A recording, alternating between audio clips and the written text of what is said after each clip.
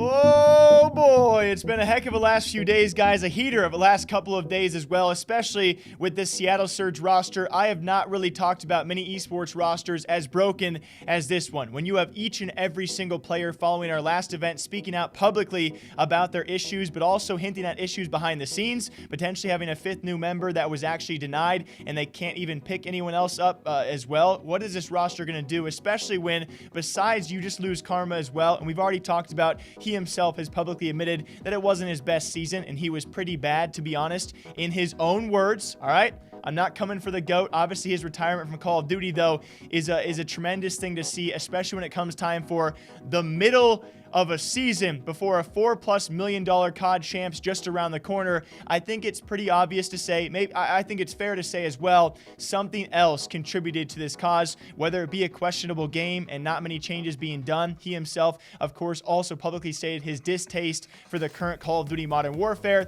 and then behind the scenes drama, the fact he retired a notorious legacy mid-season, it just doesn't sit very well, and it does, at least to me, hint at some other issues going on. And then you add to the fact, another list for today's video, that being Seattle being blacklisted, according to Joey himself, death, taxes, and scrimming LAG, and even further adding the fact that almost half the league apparently has also blacklisted this team on behalf of the fact that they're just not good enough would probably be the cause, right? Which we have seen occur in the past with Call of Duties. When it comes time for scrimming other tier teams, if they're not up to your tier, if they're not good enough, what's the point of scrimming a team who a couple weeks back went 6-39? And they are at the bottom of the league. They are undergoing, again, future changes probably.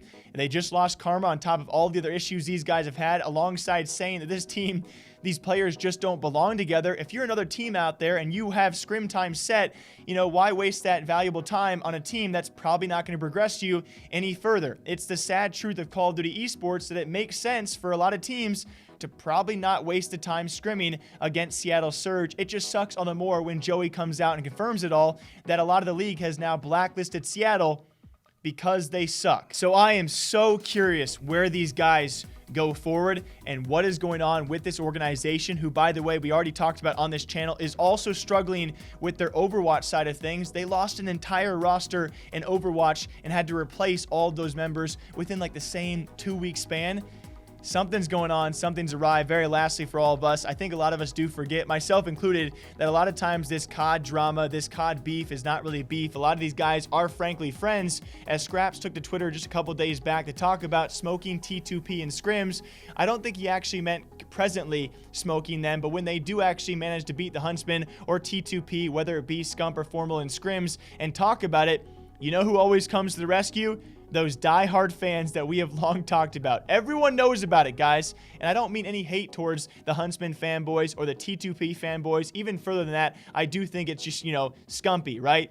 A notorious figure in his own regard. There are not many esports players out there with the fame and notoriety and the die-hard fans like a guy like Scump. He is one of the all-time greats when it comes time for having that across all esports. So I do actually align perfectly with what Skrapz said here from a content perspective. Whenever I talk about T2P, whenever I talk about Huntsman, whenever I talk about Scump, I myself really have to really think about it first, because you're going to have fans going after you no matter what. Those fans will support you, though, when you talk greatly about them. But when you flip side the coin and never have anything bad to say, or, in that case, beating them or taking them down despite you being friends, you got to watch out for those die-hard fans. Whether it be the Optic fanboys, the Huntsman fanboys, T2P, or Scump and Formal individual fanboys, I definitely understand where he is coming from. I guess I just want to remind all of you guys, these Call of Duty pros, a lot of them are friends, and it makes it all the more tough for me when I try and break down this Twitter drama and beef, whether or not they are joking. It's a super weird scene to cover, okay? So sit tight, relax. We'll be here all season long, and until next time, I hope you guys all enjoy. Drink your water, drink your coffee. I'll see you guys back here next time. Oh, and of course, the homestand event being delayed is another Call of Duty topic, but it wasn't really worth a solo video because everyone and their grandma is now delaying events, releases, updates because of the ongoing stuff here in America. Very, very sensitive topic to talk about, but yes, Call of Duty League event obviously pushed back an entire week, and rightfully so. Okay, ta-ta.